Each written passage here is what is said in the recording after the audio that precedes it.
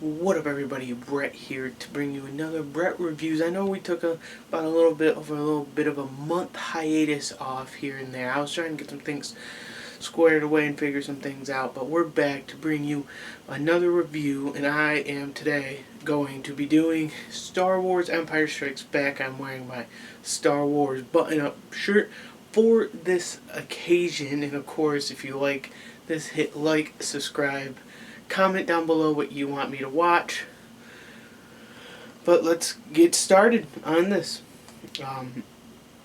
Star Wars Empire Strikes Back. Let's give a little bit of backstory to it. Star Wars Empire Strikes Back is the second in the original trilogy movies. It's the second movie, but it's the fifth movie in all 9 of the movies.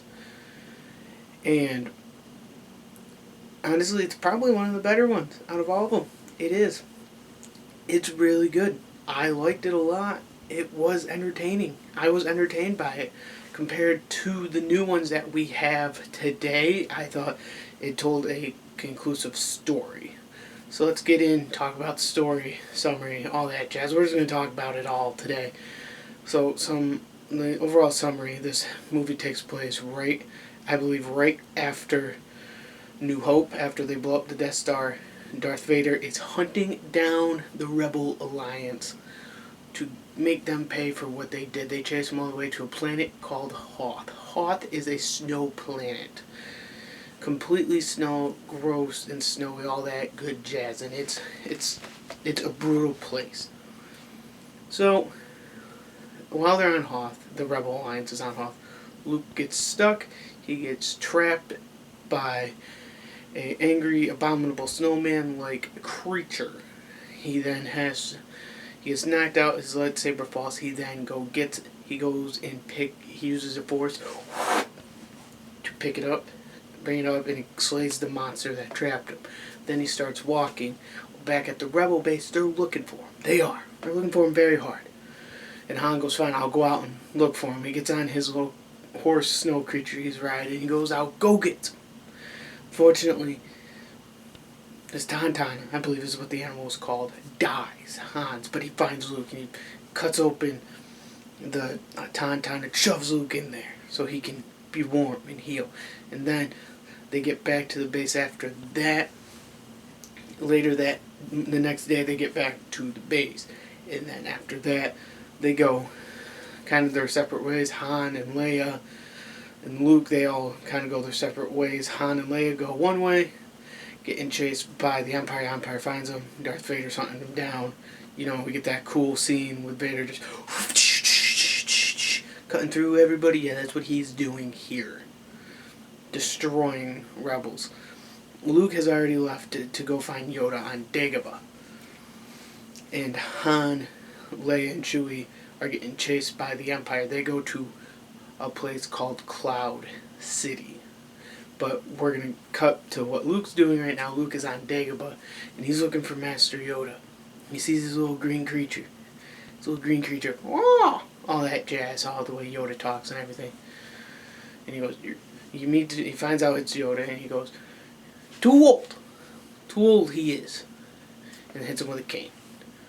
And then Force Ghost Obi-Wan Kenobi shows up out of nowhere and is just like, train him. He's like me. Train him, even though they know what happened to his father. That's a whole nother thing I don't get about this whole movie, is this whole thing. They want him to kill his father. Didn't tell him it was his father, they just want him to kill him. That's pretty effed up in my opinion. But hey. So they start training him. All, the training montage, whatever. So let's cut to Cloud City now. Cloud City, they meet up. Leia, Han, and Chewie meet up with an old friend of theirs named Lando Calrissian. Guy's great. And Han, they go way back, and how Han won the Millennium Falcon off Lando in a bet, which they did. They showed in the Solo movie. And then Han and Lando, they're talking how they're going to stay here for a little bit and hide. How he's going to let them hide. Well, then Lando called in the Empire. The Empire showed up. And then that's when you get that great scene of Princess Leia, Han, Chewie walking in to a dining hall thing, and they're gonna have dinner. And boom, it's Daddy Vader. At the time, they didn't know Leia's father was Darth Vader, but it's funny because it's like a meet the parents thing. So basically, what happens is, Boba's there. It's the first time we see Boba Fett. You know, the guy who's getting his own TV show here. He was in Mando last season, but needless to say, this is his first appearance. Vader throws Han in carbonite so Boba can take him back, and he gives them Princess Leia as a slave because he hears Luke Skywalker's here, and that's who he's really after, is the Skywalker boy.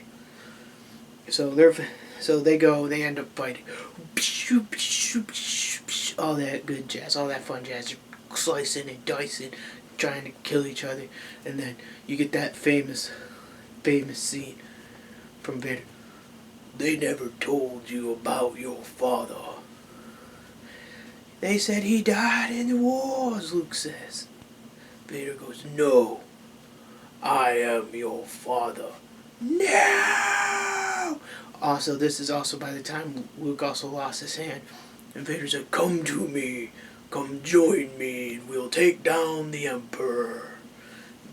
Luke goes, I'll never join you. And then he does, a backflip.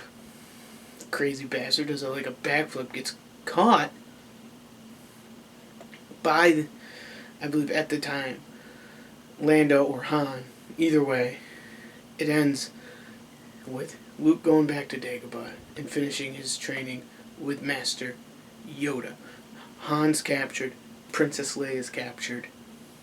It all went to shit. And to me, this is one thing I liked. Let's talk about the positives and the negatives.